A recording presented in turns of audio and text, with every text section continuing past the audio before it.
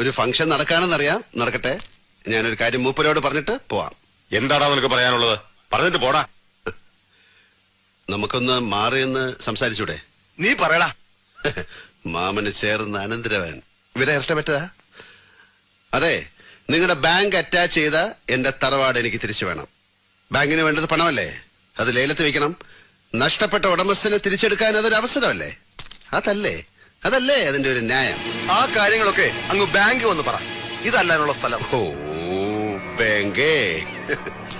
Reserve bank ഗവർണറുടെ residency വന്നിട്ട് കുറച്ച് 1000 രൂപ കടം തരുമോന്ന് ചോദിക്കണ പോലല്ലേ? എടോ രാജേന്ദ്ര, ആ തുക്കണാച്ചി ബാങ്കിന്റെ ആപ്പീസിൽ കാർത്തികേയൻ വന്ന് പരാതി ബോധിപ്പിക്കൊന്നുമില്ല. കാര്യം മുണ്ടക്കൽ ശേരൻ നമ്പ്യാർക്ക് മനസ്സിലാകാനാ ഇവിടെ കയറി വന്ന് പറഞ്ഞത്. നമ്പ്യാരെ, ഈ കളി നമ്മൾ തമ്മിലാണ്. ന്യായം എന്റെ പക്ഷത്തും. അതുകൊണ്ട് തന്നെ ജയ